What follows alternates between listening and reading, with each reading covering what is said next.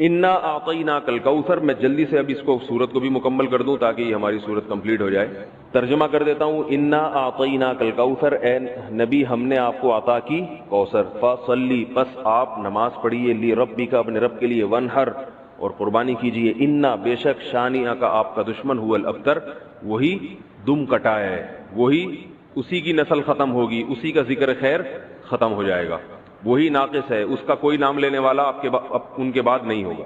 سمجھ رہے بات کو؟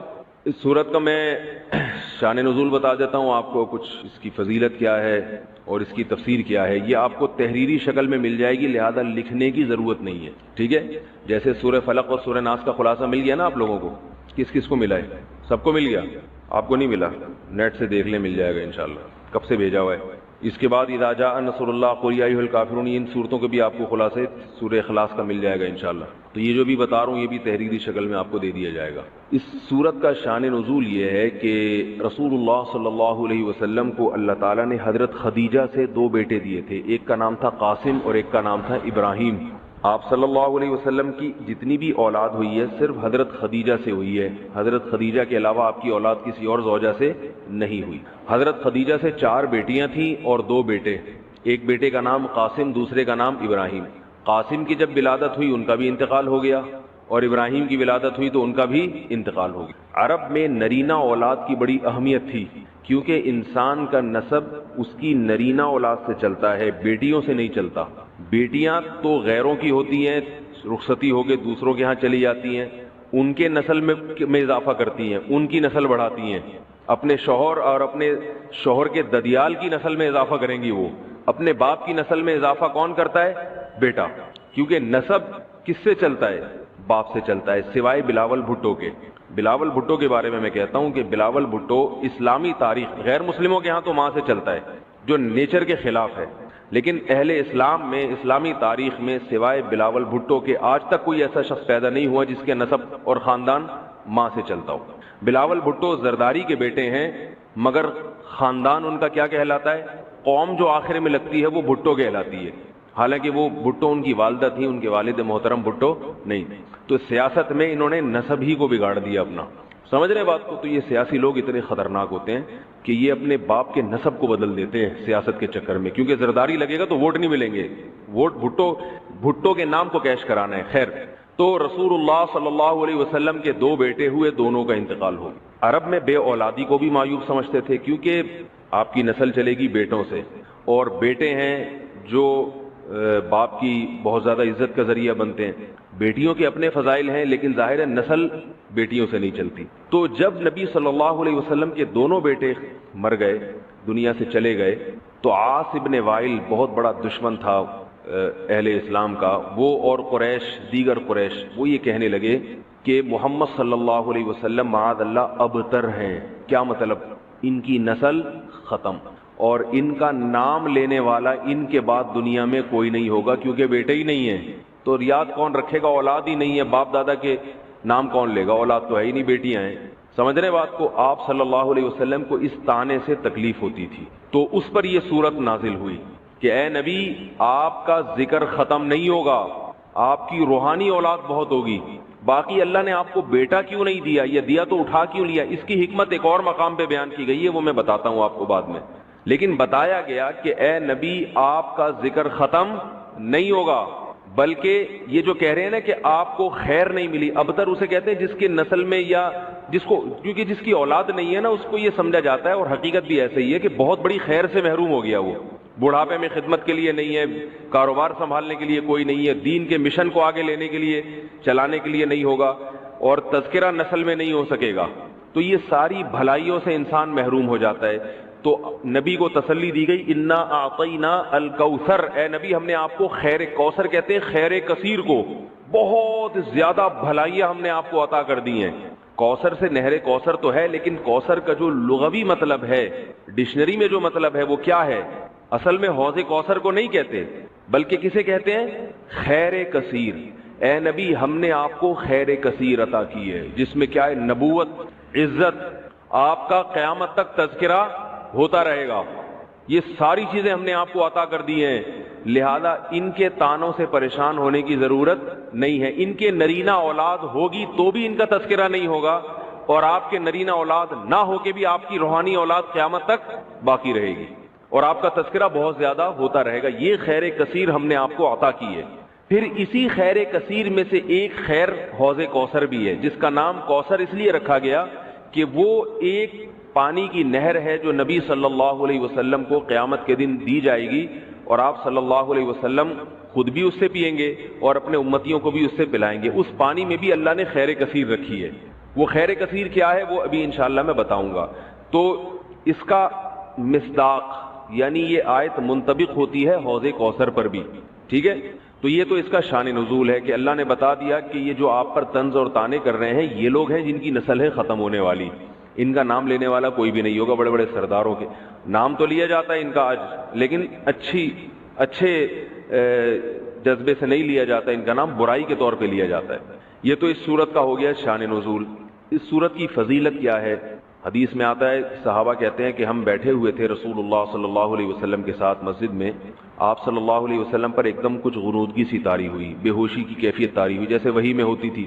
تو اس کے بعد جب آپ صلی اللہ علیہ وسلم بالکل بیدار ہوئے ہیں، نارمل حالت میں آپ صلی اللہ علیہ وسلم آئے ہیں، تو بڑے خوش تھے، اور آپ صلی اللہ علیہ وسلم نے اس صورت کی تلاوت کی۔ اللہ کے نبی پر جب وحی آتی تھی نا، تو جیسے ہی آپ صلی اللہ علیہ وسلم ہوش کی حالت میں آتے تھے تو فوراً ان آیتوں کی تلاوت شروع کر دیا کرتے تھے تاکہ میں بھول نہ جاؤں۔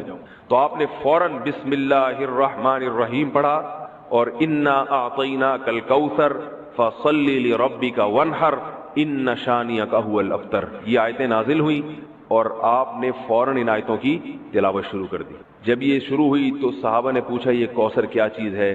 آپ صلی اللہ علیہ وسلم نے فرمایا میرے رب نے مجھے بشارت دی ہے کہ قیامت کے دن مجھے ایسی نہر ملے گی، وہ نہر ایسی ہے کہ اس کے جو پیالے ہیں جس سے لوگ پانی پئیں گے وہ چاندی کے ہیں، اور ان کی تعداد ان پیالوں کی گلاسوں کی اتنی ہے جیسے آسمان کے ستارے، اور اس نہر کا پانی برف سے زیادہ سفید ہے اور شہد سے زیادہ میٹھا ہے، اور میری امت میں کوئی بھی اس کا پانی پیے گا تو اسے کبھی بھی پیاس نہیں لگے گی۔ میدان حشر میں جو لوگوں کا سب سے بڑا مسئلہ ہوگا وہ پیاس ہوگا، سب سے بڑا مسئلہ۔ اور کہتے ہیں سمندروں کا پانی بھی اگر پی لے کوئی ساتوں سمندروں کا تو اس کی پیاس نہیں بجھے گی۔ تو میرے اللہ نے مجھے یہ نہر دی ہے، جو میرا امتی اس سے پی لے گا اسے کبھی بھی ہمیشہ کے لیے اس کی پیاس ختم ہو جائے گی۔ پھر آپ صلی اللہ علیہ وسلم نے فرمایا اسی موقع پر اسی حدیث میں کہ کچھ میری امتی آئیں گے حوض کوثر سے پانی پینے کے لیے، فرشتے انہیں وہاں سے ہٹائیں گے، دھتکاریں گے، میں کہوں گا کہ یہ میرے امتی ہیں، تو فرشتے کہیں گے کہ آپ کو علم نہیں ہے ما احدثوا بعدک، کہ انہوں نے آپ کے بعد بدعتیں ایجاد کر لی تھی، ہیں تو آپ کے امتی مگر انہوں نے آپ کے دین میں تبدیلیاں کر لی تھی، جو دین آپ ان کو دے کر گئے تھے اس پر انہوں نے قناعت نہیں کی، اپنی طرف سے اس میں اضافے کیے، ایڈیشن کہتے ہیں نا، بہت ساری چیزیں بڑھا لی انہوں نے۔ تو اس میں وعید بھی آپ صلی اللہ علیہ وسلم نے بتا دی کہ حوض کوثر سے بدعتی کو پانی پینے کی توفیق نہیں ملے گی۔ تو یہ تو اس صورت کی فضیلت ہو گئی۔ اب اس صورت کے مضامین کیا ہیں، تفسیر کیا ہے اس کی، اس کے اسباق کیا ہوتے ہیں، یہ انشاءاللہ پھر ہے کہ ایک شخص رات کو قل هو اللہ احد کی بہت کثرت سے تلاوت کرتے تھے جادو سے بچنے کے لیے، تو رسول اللہ صلی اللہ علیہ وسلم کو بتایا گیا ان کے بارے میں، جس نے بتایا وہ سورہ یعنی قل هو اللہ احد کی اہمیت کو کم سمجھ رہے تھے، وہ سمجھ رہے تھے کہ یہ صرف سورہ اخلاص پڑھتے ہیں اور کچھ کوئی صورت نہیں پڑھتے۔ تو جب نبی صلی اللہ علیہ وسلم کو بتایا گیا تو آپ صلی اللہ علیہ وسلم نے فرمایا انہا لتعدل ثلث القرآن، یہ ایک تہائی قرآن کے برابر ہے، یعنی یہ صورت معمولی نہیں ہے، ہلکی نہیں ہے۔ یہ صحیح بخاری میں یہ روایت مذکور ہے۔ اور حضرت ابو سعید خدری رضی اللہ تعالیٰ عنہ سے ایک روایت ہے، وہ اس میں ہے کہ ایک شخص رات کو صرف سورہ اخلاص کی تلاوت کیا کرتے تھے نماز میں، تو ان کی شکایت لگائی گئی نبی صلی اللہ علیہ وسلم سے۔ شکایت لگانے والے نے یعنی شکایت لگانے والے کا مقصد شکایت نہیں تھا، ایک علمی بات پر مطلع ہونا مقصد تھا، تو انہوں نے نبی صلی اللہ علیہ وسلم کو بتایا کہ یہ صرف سورہ اخلاص پڑھتے ہیں، یعنی وہ بھی سمجھ رہے تھے کہ یہ تو ایک چھوٹی سی سورت ہے اور بھی قرآن پڑھنا چاہیے۔ تو آپ صلی اللہ علیہ وسلم نے اس موقع پر بھی فرمایا کہ انہا لتعدل ثلث القرآن، فرمایا کہ یہ سورت 1 तिहाई कुरान के बराबर है, यानी ये सूरत मामूली सूरत नहीं है। फिर हज़रत आयशा रजी अल्लाह ताला अन्हा से रिवायत है कि आप सल्लल्लाहु अलैहि वसल्लम जब बिस्तर की तरफ जाते तो आप सल्लल्लाहु अलैहि वसल्लम कुल हुवल्लाहु अहद, कुल अऊज़ु बिरब्बिल फलक, कुल अऊज़ु बिरब्बिन नास, ये तीनों सूरतें पढ़ के अपने हाथ पे फूंक मारते और अपना हाथ पूरे जिस्म पे फेर लेते। ये तमाम आप सल्लल्लाहु अलैहि वसल्लम ने उस वक्त फरमाया जब आप सल्लल्लाहु अलैहि वसल्लम पर जादू हुआ, उसके बाद आप सल्लल्लाहु अलैहि वसल्लम का हमेशा ये मामूल रहा है। ये भी सही बुखारी की रिवायत है। सही बुखारी की एक और रिवायत में है कि हजरत आयशा रजी अल्लाह तआला अन्हा फरमाती हैं कि एक मरतबा रसूलुल्लाह सल्लल्लाहु अलैहि वसल्लम ने जिहाद के लिए एक लश्कर भेजा, तो उसमें जो इमाम थे वो सूरह इखलास की बहुत ज्यादा तिलावत किया करते थे नमाज में। सहाबा किराम का जब ये लश्कर वापस लौटा है तो आप सल्लल्लाहु अलैहि वसल्लम को बताया गया कि ये सूरह इखलास बहुत ज्यादा पढ़ते थे नमाज में। तो आप सल्लल्लाहु अलैहि वसल्लम ने उनसे पूछा कि तुम ये काम क्यों करते थे, सूरह इखलास तुम इतनी ज्यादा क्यों पढ़ते थे? तो उन सहाबी ने फरमाया कि इसमें रहमान के औसाफ बयान किए हैं, अल्लाह की हम्द व सना है, और इस वजह से मुझे इस सूरत से मोहब्बत है, यानी मोहब्बत है जिसकी वजह से मेरा दिल चाहता है मैं इसकी बार बार तिलावत करूं। तो आप सल्लल्लाहु अलैहि वसल्लम ने फरमाया कि सहाबा से फरमाया कि इनको खबर दे दो कि अल्लाह भी तुमसे मोहब्बत करते हैं। ये भी एक सूरत की एक बहुत बड़ी फजीलत साबित होती है। और अब्दुर्रहमान इब्न अब्जा रजी अल्लाह तआला अन्हु से रिवायत है कि रसूलुल्लाह सल्लल्लाहु अलैहि वसल्लम वितर की नमाज में पहली रकत में सब्बिह इस्म रब्बिकल आला, दूसरी में कुल या अय्युहल काफिरून और तीसरी रकत में सूरह इखलास की तिलावत किया करते थे। तो वितर में तीसरी रकत में सूरह इखलास का पढ़ना ये फजीलत की चीज है। हजरत उक़बा इब्न आमिर रजी अल्लाह तआला अन्हु से रिवायत है कि मैं एक मरतबा रसूलुल्लाह सल्लल्लाहु अलैहि वसल्लम से मिला तो आप सल्लल्लाहु अलैहि वसल्लम ने फरमाया कि क्या मैं तुम्हें ऐसी सूरत की खबर न दूं कि ना वो सूरत अल्लाह ने तौरात में नाजिल की, ना ऐसी सूरत अल्लाह ने इंजील में, और ना ही ऐसी सूरत अल्लाह ने किसी और मकाम पे कुरान मजीद में नाजिल की। मैंने अर्ज किया जरूर या रसूल अल्लाह। तो आप सल्लल्लाहु अलैहि वसल्लम ने फरमाया वो सूरतें कुल हुवल्लाहु अहद, कुल अऊज़ु बिरब्बिल फलक और कुल अऊज़ु बिरब्बिन नास हैं। और आप सल्लल्लाहु अलैहि वसल्लम ने फरमाया कि कोई भी रात ऐसी नहीं होनी चाहिए जो इन सल्लल्लाहु अलैहि वसल्लम के दुश्मन पैदा हो गए। अरब में नरीना औलाद को एक बहुत बड़ा तोहफा समझा जाता था। आप सल्लल्लाहु अलैहि वसल्लम के नरीना औलाद नहीं थी, आपके बेटे पैदा हुए कासिम और उनका इंतकाल हो गया।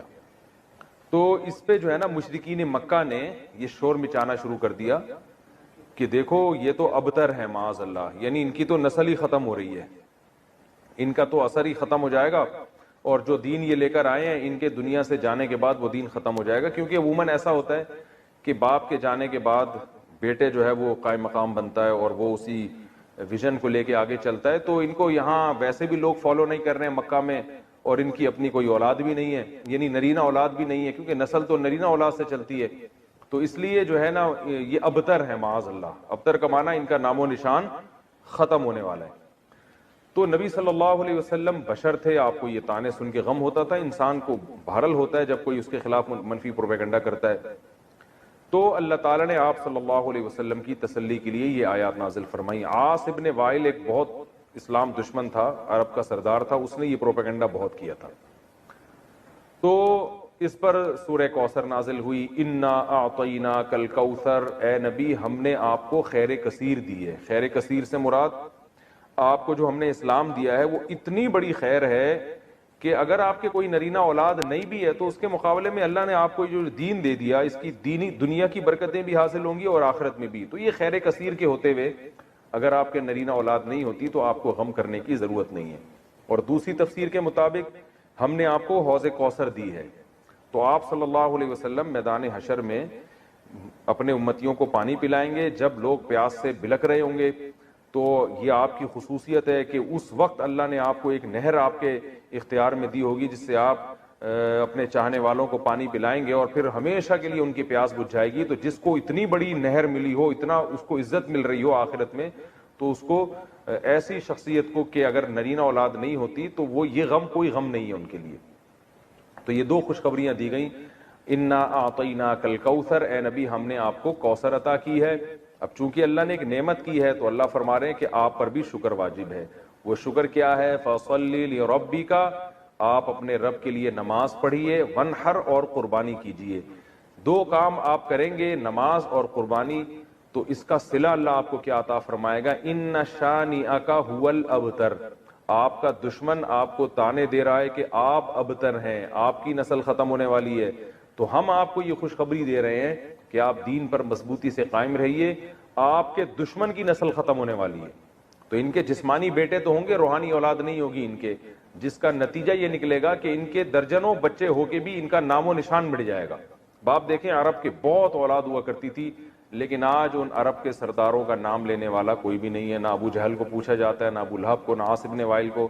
تاریخ میں ان کا تذکرہ ایک برے عنوان سے, برے نام سے کیا جاتا ہے. کوئی ان کو عزت دینے والا نہیں. حتیٰ کہ ان کی اولادیں بھی آگے جا کے مسلمان ہو گئیں, انہوں نے بھی اپنے باپ دادا کا ذکر چھوڑ دیا.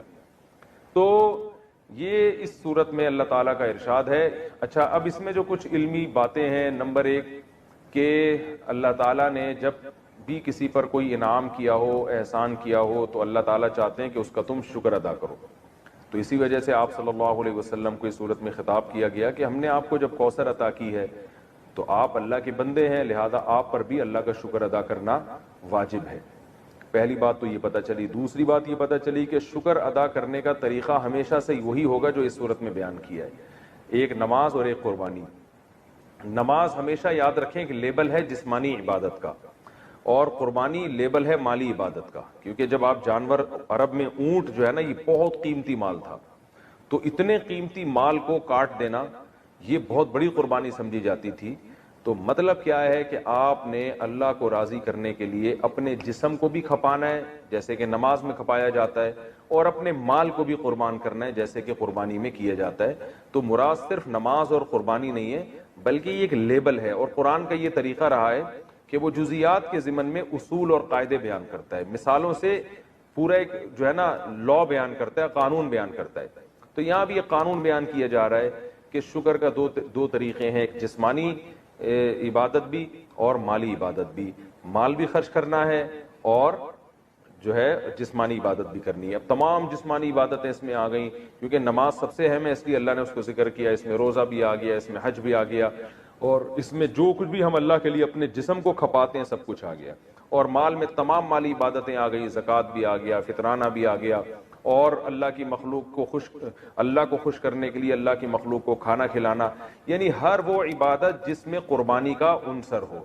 تو قربانی یعنی مالی قربانی کا عنصر ہو. تو مالی قربانی جو ہے وہ غریبوں کو کھانا کھلا کے بھی حاصل ہوتی ہے, رشتہ داروں پہ خرچ کرنا اور ضرورت مند کو قرضہ دینا, یہ تمام کی تمام چیزیں اس میں داخل ہیں. تو یہ بھی اس سورت سے ہمیں پتہ چلتا ہے. اور یہ تو دوسری بات ہوئی. اور تیسرا جو سبق ہمیں اس سورت سے ملتا ہے وہ یہ ملتا ہے کہ جب آپ اللہ کا شکر ادا کرتے ہیں اور آپ اللہ کے احکام کو فالو کرتے ہیں تو روحانی نسل بہرحال آپ کی ہی بڑھتی ہے. اور اگر آپ اللہ کا شکر ادا نہیں کرتے تو آپ کی اولاد بھی آپ کو بھول جاتی ہے. جیسے کہ اولادیں تو ملی مشرکین مکہ کو, مگر کوئی ان کو یاد نہیں رکھتا.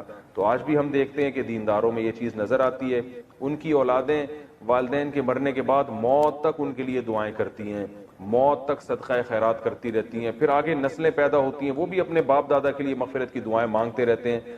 لیکن جو زیادہ نام نہاد لبرل لوگ ہیں وہ اپنی اولادوں پہ بڑا خرچ کرتے ہیں, مگر ہم دیکھتے ہیں کہ جب ان کے والدین کا انتقال ہوتا ہے تو اولادیں چند دنوں میں ان کو بھول جاتی ہیں. جتنا دین سکھایا ہوگا آپ کی اولاد آپ کو اتنا ہی یاد رکھے گی, اور آپ کی نسلیں آپ کو اتنا ہی یاد رکھیں گی. اور جتنا آپ نے اپنی اولاد کو دین سے دور کیا ہوگا تو آپ کی اولاد وراثت تو دبا کے لے گی, آپ سے سارے فائدے اٹھائے گی, مگر آپ کو یاد نہیں رکھے گی. تو یہ صورت میں ہمیں سبق ملتا ہے. اللہ فرماتے ہیں کہ جو لوگ ڈپریشن کا شکار ہو جاتے ہیں, جلد بازی میں فیصلے جلد بازی میں کرتے ہیں, ان میں تدبر نہیں ہے, غور و فکر نہیں ہے, تو لیکن کچھ علامتیں اپنے اندر پیدا کر لو تو تمہارے اندر سے جلد بازی, جس جلد بازی کے نتیجے میں ڈپریشن ہوتی ہے, خودکشی کے خیالات آتے ہیں, یعنی زندگی سکون کی گزرے گی تمہاری. اس کے لیے چند کام کرنے پڑیں گے. نمبر 1, نماز کی مکمل پابندی. آپ یقین کر لو جتنا ڈپریشن سے نماز بچاتی ہے نا, کوئی چیز نہیں بچاتی. اسٹریس اور ڈپریشن کی 20 گولیاں ایک طرف, جس کا نماز میں دل لگ گیا نا بس اس کی زندگی مزے کی بن جاتی ہے. اور نماز میں دل نہ لگ رہا ہو نا, کئی رکعتیں پڑھو ہمت کر کے, اصول بنا لو. جس کام میں دل نہیں لگتا نا وہ کام کرنا شروع کر دو, دل لگے گا, اور پھر ڈبل لگنا شروع ہو جاتا ہے. میں بہت سی مثالیں دیتا ہوں نا, دوڑا نہیں جاتا چلنا شروع کرو, چلا نہیں جاتا ہلکا ہلکا چلو, اپنے نفس پہ بوجھ ڈالو. دیکھو یہ ٹینشن سے بچنا ایسی چیز ہے جو ٹینشن سے دور بھاگتا ہے نا, ٹینشن اس کے پیچھے آتی ہے. اور جو ٹینشنیں پالتا ہے وہ ہمیشہ ٹینشن فری زندگی گزارتا ہے. وہ ٹینشن ہے جو جائز ٹینشن ہے, جو صحت کے لیے مفید ٹینشن ہے, ان کی بات کر رہا ہوں میں. تو جو لوگ آپ نے دیکھا ہوگا محنتی ہوتے ہیں, سارا دن کام کاج میں مشغول رہتے ہیں, وہ خوش ہوتے ہیں, ہے یا نہیں؟ گھروں میں جو دو طرح کی خواتین ہوتی ہیں, ایک پھوڑ, نہ کام نہ کاج, کچن گندا پڑا ہوا ہے, واش روم, پیمپر بچے کے اتارے یوں پھینک دیے.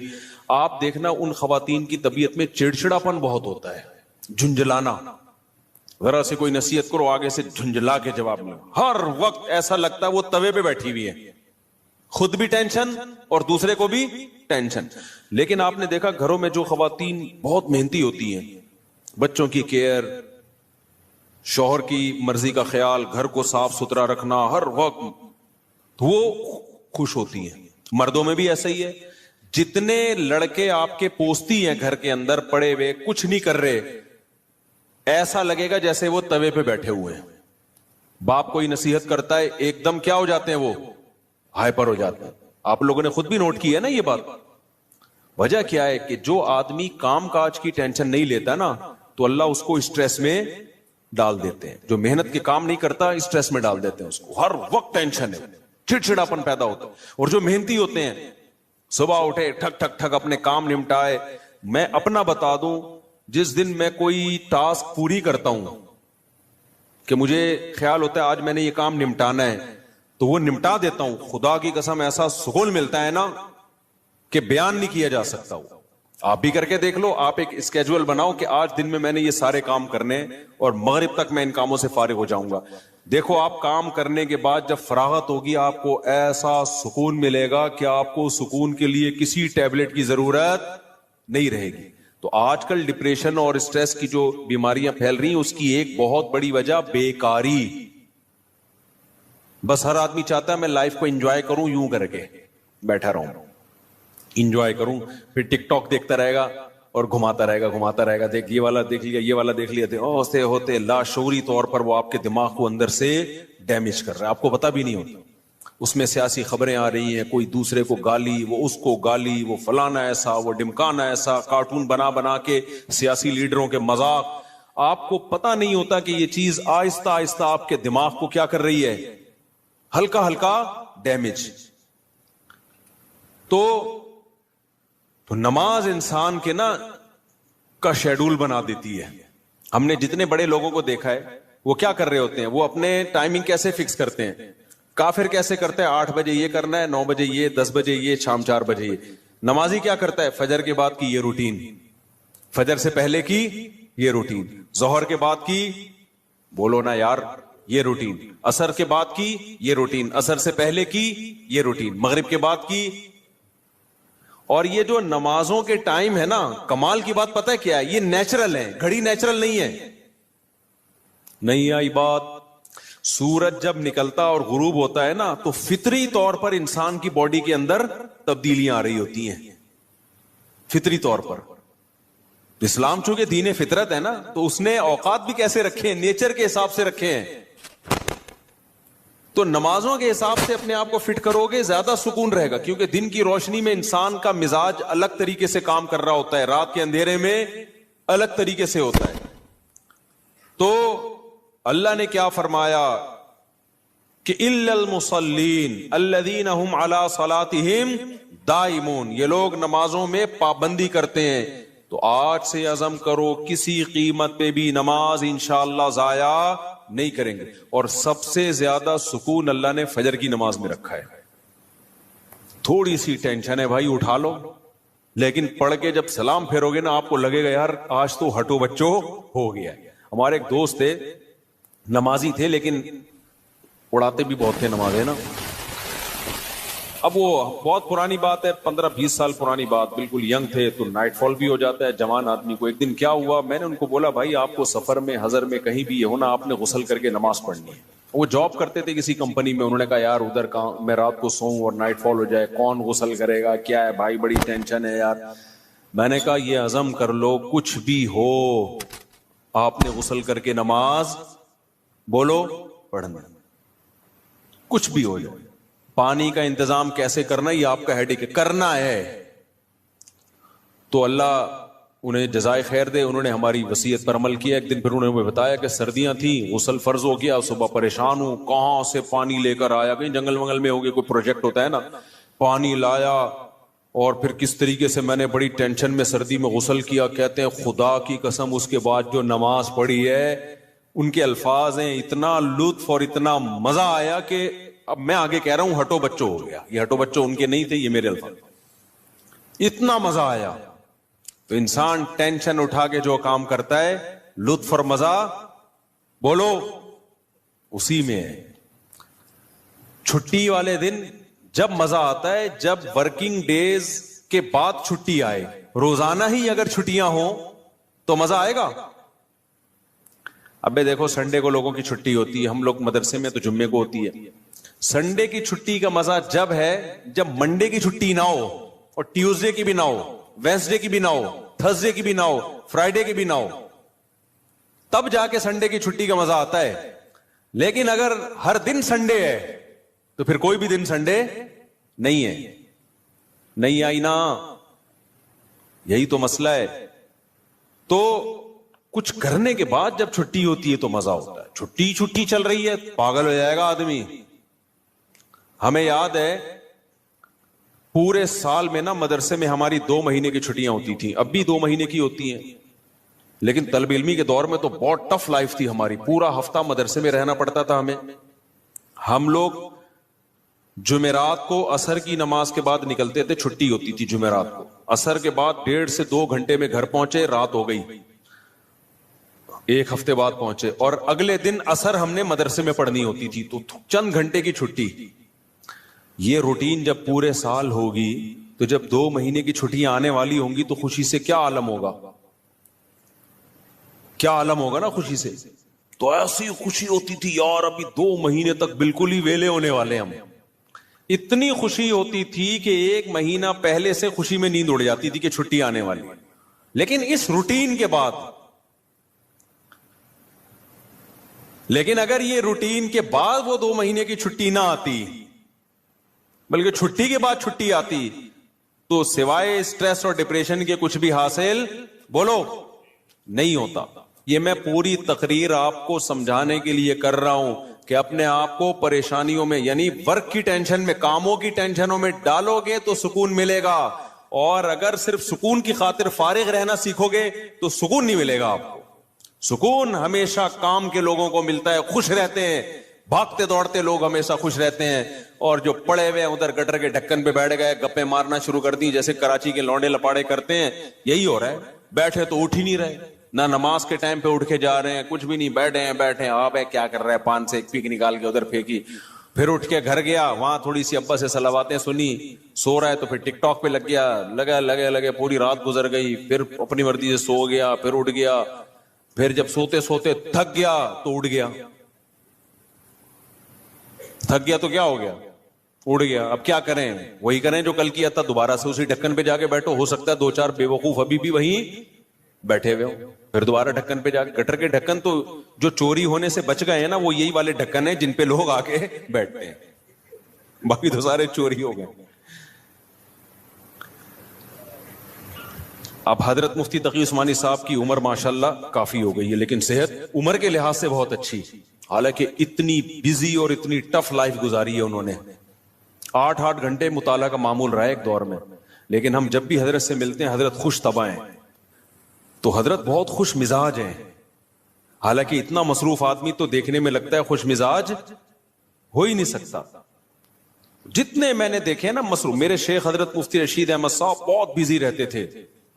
حضرت تو اتنے بزی تھے, حضرت فرماتے تھے کہ اپنی زندگی کا شیڈول ایسا بنانا چاہیے کہ ایک بوتل میں پانی بھرا ہوا ہے. بوتل میں کیا ہے, پانی بھرا ہوا, اور ڈھکن لگا دیا آپ نے. اب اس میں ایک قطرہ پانی جب جائے گا جب پرانا ایک قطرہ نکلے گا. بات سمجھ میں آ رہی ہے؟ ایک قطرے کی بھی جگہ نہیں ہے. ایک قطرہ جب اس میں جائے گا جب ایک قطرہ پہلے سے اس میں نکالا جائے گا. تو فرمایا اگر یہ قطرہ زیادہ قیمتی ہے تو پرانے قطرے کو نکالو, اس قطرے کو ڈالو.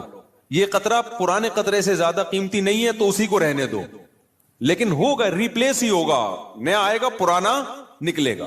تو فرماتے تھے کہ اپنی زندگی، اپنے جو 24 گھنٹے کے اوقات کو اس طرح سے بوتل میں پانی کی طرح بھر دو کہ اب آپ کوئی اگر کام کرنا چاہتے ہو تو پرانا کوئی کام ڈسٹرب ہوگا تو پھر نیا کام ہوگا. نہیں آئی بات میرا خیال ہے. جیسے ابھی جو روٹین چل رہی ہے نا پبلک کی، وہی کیا چل رہی ہے، کوئی بھی نیا کام کرنا چاہیں تو کر سکتے ہیں کیونکہ پرانا کوئی کام کوئی کر ہی نہیں رہے. 10 کام مزید شروع کر سکتے ہیں کیونکہ فارغ ہی فارغ ہیں. جبکہ ہمارے حضرت کا کیا تھا کہ حضرت نے اگر کوئی نیا کام کرنا ہے نا، کوئی بھی، جیسے کسی کتاب کا مطالعہ کرنا ہے تو پہلے سے جو کام ہو رہا ہے نا اس کا ناغہ کرنا پڑے گا. تو پھر اس میں کمپیئر کیا جائے گا کہ پرانا کام زیادہ قیمتی ہے یا نیا کام. یعنی کاموں کا حرج تو ہوگا کیونکہ 24 گھنٹے مصروف ہیں تو کام کا حرج تو ہوگا. لہذا نئے کام کے لیے ٹائم نہیں ہے. نیا کام اس میں جب داخل ہوگا جب نیا پرانے سے بھی زیادہ امپورٹنٹ ہوگا. مثال کے طور پر 24 گھنٹے آپ کا ایک اسکیجول ہے، ایک شیڈول ہے. اب نیا کام کیا ہے، آپ کی بچی بیمار ہے، ایمرجنسی میں ہاسپٹل لے کے جانا ہے، لیکن آپ کا وہ مطالعے کا ٹائم ہے یا ورزش کا ٹائم ہے یا اور کوئی بزی یا جاب کا ٹائم ہے. تو اب آپ کیا کرو گے بھائی؟ نقصان تو ہوگا، آفس کا ناغہ ہوگا، ناغہ تو ہوگا، لیکن اب یہ کام ان تمام کاموں سے زیادہ اہم. بچی کی جان تو بچانی ہے نا، یا اپنی جان ہو یا بچی کی جان ہو. تو اس طرح سے ہونا چاہیے. آپ کہہ سکتے ہیں لو بھائی یہ تو زندگی کا مزہ ہی کرکرا ہو جائے گا، 24 گھنٹے اپنے آپ کو ایسا بزی بنا کے رکھو، یہ تو انسان نہیں، یہ تو گدھا ہو گیا نا. میں سمجھا پا رہا ہوں اپنی بات جو میں بیان کر رہا ہوں؟ مجھے لگ رہا ہے آپ کے چہروں سے ایسا لگ رہا ہے کہ شاید میں سمجھا نہیں پا رہا. بھائی آپ کہیں گے کہ ہمیں اپنے آپ کو خوش رہنے کے لیے، شریعت پہ چلنے کے لیے 24 گھنٹے ہمیں اپنے آپ کو کیا رکھنا ہے؟ بزی رکھنا ہے. تو یہ تو انسان نہیں، یہ کیا ہو گیا بھائی؟ گدھا. تو گٹر کا ڈھکن کہاں گیا اس میں؟ تو زندگی کا مزہ ہی کرکرے ہو گئے. تو دیکھو 24 گھنٹے بزی رکھنے کا مطلب یہ نہیں ہے کہ مطالعے میں، پڑھائی میں اور ہر وقت ایسے کاموں میں جس سے تھکاوٹ ہی ہو، بلکہ اس میں تفریح بھی، وہ بھی ضروری کاموں میں داخل ہے. دوستوں سے کبھی کبھار بیٹھ کے گپ شپ بھی ان ضروری کاموں میں، کیونکہ دماغ کو فریش رکھنے کے لیے ضروری ہے کہ کبھی کبھار گٹر کے ڈھکن پہ جا کے بیٹھا کرے، تھوڑا ابے تبے کے ماحول میں دوست احباب سے بات چیت کر لیا کرے، تھوڑا سا ریلیکس رہے گا اور سوسائٹی میں ان رہے گا. کیونکہ جو بالکل سوسائٹی سے کٹ کے بالکل ہی پپو بن جاتے ہیں نا، وہ دنیا میں کسی کام کے نہیں رہتے، وہ کسی کام کے نہیں رہتے دنیا میں. لیکن اس کا ایک ٹائم ہو. میں اپنے دوستوں میں ایسے لوگوں کو جانتا ہوں، ہمارے ساتھ گپ شپ تھی ان کی گپ شپ بھی ٹائم سے ہوتی تھی. اس وقت وہ ہم آج وہ بہت بڑے عہدوں پہ پہنچے ہوئے ہیں. بھی چند دن پہلے ایک کا فون بھی آیا، کیا آپ وہی طارق مسعود ہو جو ہمارے ساتھ کھیلا کرتے تھے، گپ شپ تھی؟ میں نے کہا ہاں. میں نے کہا آج کل کیا وہ بہت بڑا آفیسر بن چکا ہے، وہ نام نہیں بتاؤں گا میں، بہت بڑی فلم بن گیا بھائی وہ. لیکن اس کی روٹین کیا تھی مجھے یاد ہے. اس کی روٹین یہ تھی کہ بیٹھے ہیں نا دوست احباب تھڑے پر، ہاں ہاں ہی چل رہا ہے. ٹائم دیکھا یار 1 گھنٹہ ہو گیا بس، یا آدھا گھنٹہ ہو گیا، کہتے میرا اسٹڈی ٹائم شروع ہو گیا. اتنے نیک بچے کراچی میں پائے نہیں جاتے، لیکن وہ تھا. یہ بات کر رہا ہوں جب ہم 16-17 سال کے تھے. اس وقت گپے مار رہے. ایسے بھی نہیں ہے کہ گپ شپ ہی نہ ہو دوستوں کے ساتھ، یہ بھی نہیں ہے. اور یہ بھی نہیں ہے کہ بیٹھے ہیں تو بیٹھے ہی ہیں، نا نا نا نا. اس نے ٹائم ایک بنایا ہوا تھا، گھر کا ماحول ایسا تھا نا. تو اب آ کے بیٹھے، ابھی گپ شپ شروع کر دی اور بھائی ہاں ہو ہی باتیں، کرکٹ ہم ساتھ کھیلا کرتے تھے، کرکٹ کی باتیں چل رہی ہیں، گپ شپ ہو رہی ہے. یار میرا اسٹڈی ٹائم شروع ہو رہا ہے، میں جا رہا ہوں. ہم کہتے تھے یار عجیب انسان ہے بھائی، اتنا نیک آدمی، اتنا نیک آدمی. تو یہ ہے کہ یہ نہیں کہ آپ نے دوستوں کی محفلیں بالکل چھوڑ دی، گپ شپ بالکل چھوڑ دی، کھیل کود بالکل چھوڑ دیا، لیکن اس کو بھی اپنے شیڈول کا حصہ بنانا ہے. اس کو بھی جتنا ٹائم بنتا ہے اتنا دینا ہے. اب ہو یہ رہا ہے کہ کوئی پلاننگ نہیں ہے، کوئی روٹین نہیں ہے، تو ہم اپنی زندگی اپنی مرضی سے نہیں چلا رہے، ہمیں کوئی اور چلا رہا ہے. اور پتہ ہے کون ہے؟ اس کو پیار سے شیطان کہا جاتا ہے. ہمیں کون چلا رہا ہے؟ شیطان بتاتا ہے اب اڑ جا، کیونکہ سو کے اب تو تھک گیا ہے. تو ہم کہتے ہیں چلو بھائی اب اڑ جاتے ہیں. شیطان بتاتا ہے کہ دوبارہ سو جا. اتوار کو لوگ کیا کرتے ہیں چھٹی والے دن؟ 12 بجے سو کے اٹھیں گے, اس کے بعد حلوہ پوری, وہ نہیں رش ہوتا, اتنا بھاری بھرکم ناشتہ کریں گے کہ آدھے گھنٹے بعد دوبارہ سے غنودگی شروع. لہذا دوبارہ شیطان کیا کہتا ہے, اب دوبارہ کیا بنتا ہے؟ سونا بنتا ہے. دوبارہ سو گئے تو سارا دن سوئے, ساری رات سوئے. تو میرے بھائی خوش رہنا چاہتے ہو نا تو اپنی روٹین بناؤ اور روٹین کو اپنے تابع رکھو, نہ یہ کہ آپ شیطان کے تابع بن جاؤ. بار بار میں ایک مثال دیتا ہوں, گھوڑے کی لگام اگر آپ کے ہاتھ میں ہوگی تو گھوڑا آپ کی مرضی سے سفر کرے گا. ابھی ہو یہ رہا ہے کہ ہم نے اپنی لگام گھوڑے کے ہاتھ میں پکڑا دی ہے, گھوڑا ہمیں بتاتا ہے کہ تو نے کدھر جانا ہے. بڑے لوگوں کی ایک بڑی زبردست بات ہے کہ اگر آپ کی زندگی گزارنے کی اپنی کوئی پلاننگ نہیں ہوگی تو آپ کسی دوسرے کی پلاننگ کا حصہ بن جاؤ. دیکھو یہ چرسی ہیروئنچی ہے نا, ان کی اپنی کوئی پلاننگ نہیں ہوتی زندگی گزارنے کی, یہ ہوتی ہے. اگر انہوں نے پلاننگ سے اوقات طے کیے ہوتے کہ ہم نے یہ کرنا ہے, صبح اٹھ کے یہ کرنا ہے, دوپہر یہ کرنا ہے, شام کو یہ کرنا ہے, اپنی پلاننگ ہوتی تو چرس پیتے ہی ہے. کیا ہو گیا بھائی, بولو نا, نہیں پیتے. اپنی کوئی پلاننگ نہیں تھی, ایم ہی اٹھ کے ایک دن نکلے, ایک دوست نے چرس پکڑائی. تو اب یہ کس کی پلاننگ کا حصہ بن گئے؟ چرس اور ہیروئن کے جو اسمگلر ہے نا, ان کی پلاننگ تھی ہم نے پیسہ کمانا ہے, تو وہ کروڑ پتی بن گئے کیونکہ ان کی کوئی پلاننگ نہیں تھی. تو یہ لوگ ان کی پلاننگ کا حصہ بن کے انہوں نے اپنا بیڑا غرق کر دیا, ان کو ارب پتی بنا دیا. ہر دفعہ ایسا ہی ہوتا ہے. آپ کی اپنی پلاننگ نہیں ہے کہ میں نے کتنی دیر فیس بک پہ بیٹھنا ہے, کتنی دیر یوٹیوب پہ بیٹھنا ہے, بس آپ نے بیٹھ گئے تو کوئی پلاننگ نہیں ہے. تو آپ دیکھتے جا رہے ہو, دماغ آپ کا خراب ہو رہا ہے. یہ اس نے اس کو گالی دی, اس نے 86 لیٹر کا کارٹون بنا دیا. اپنی کوئی پلاننگ نہیں ہے کہ میں نے دیکھنا کون سا چینل ہے, کتنی دیر دیکھنا ہے, معلوماتی چینل دیکھنا ہے, ادھر ادھر دائیں بائیں چیزیں میں نے نہیں دیکھنی. نیوز بھی ایک حد تک دیکھنی ہے, بس اتنی کافی ہے ہمارے لیے آج کی تاریخ میں. یہ تھوڑی کہ نیوز ہی سنتے چلے جاؤ. کیا تحقیق کرنی آج میں نے؟ اگر نہیں ہے نا تو آپ دیکھتے چلے جاؤ گے. اور جو یوٹیوبرز یا فیس بکیے یا ٹک ٹاکرز ہیں, ان کی پلاننگ تھی کہ ہم نے ویوز بڑھا کے پیسہ کمانا ہے, تو آپ جیسے بے وقوف ان کی پلاننگ کا حصہ, آپ کا نقصان, اور وہ کروڑ پتی بن رہے ہیں. نہیں آئی بات؟ میرا خیال ہے دیکھو یوٹیوبرز ویورز کے لیے کیا کرتے ہیں. فلانے مولوی نے, مفتی طارق مسعود نے آج انجینئر کے پرخچے اڑا دیے, حالانکہ میں نے کہیں نہیں ایسے اڑائے ہوتے. وہ ایک دم وہ لگائے گا نا ایک وہ تھم نیل پہ, ابے تمہیں کیا کرنا ہے پرخچے اڑائے کے نہیں اڑائے؟ تمہیں کسی مسئلے کی تحقیق کرنی ہے, کسی خاص مسئلے کی, تو تم اس مسئلے کو دیکھو. یار مفتی طارق مسعود نے اس مسئلے, طلاق کے مسئلے کی تحقیق کرنی ہے یا اور کوئی مسئلہ, یار اس پہ میں سرچ کر رہا ہوں, مجھے ضرورت ہے, یا یہ کاروبار حلال ہے یا نہیں ہے, میں ڈراپ شپنگ کرتا ہوں, اب ڈراپ شپنگ ہے حلال, چلو مفتی طارق مسعود ڈراپ شپنگ لکھ کے سرچ کرو. یہ آپ کی پلاننگ ہوگی, اس میں آپ کو فائدہ ہوگا. لیکن ہو کیا رہا ہے, یوٹیوبر اٹریکٹ کرنے کے لیے تھم نیل پہ عنوان لگائے گا, مفتی طارق مسعود دوبارہ جہلم. کل ایسا ہی ہوا, میرے سامنے آتا ہے, میں نہیں دیکھتا کہ یار میں, حالانکہ میں دیکھ سکتا ہوں نا کہ کیا کہا ہے بھائی اس نے. کل ایک میرے سامنے سے ویڈیو گزری, اس پہ لکھا مفتی طارق مسعود دوبارہ جہلم پہنچ گئے. میں کراچی میں بیٹھ کے دیکھ رہا ہوں, میرا بھی دل چاہ رہا تھا نا میں کلک کروں, کیا خیال ہے کہ یار میرے بارے میں جھوٹ کیوں بولا, کیا بولا, لیکن میں نہیں کیا کلک. میں نے کہا وہ بے وقوف ہے, ہم تھوڑی بے وقوف ہیں بھائی, ہمیں پتہ ہے جھوٹ ہے. جھوٹ آگے ہو سکتا ہے اندر جو مضمون ہو وہ یہ ہو کہ جانا چاہ رہے تھے لیکن نہیں گئے, ہو سکتا ہے یہ لکھا ہوا اس نے, یہ لکھا ہوا ہو, لیکن سچ لکھا ہے جھوٹ لکھا ہے, میں کیا کروں گا, میرا تو ٹائم ویسٹ ہوگا نا, میں کام کی چیز دیکھوں نا.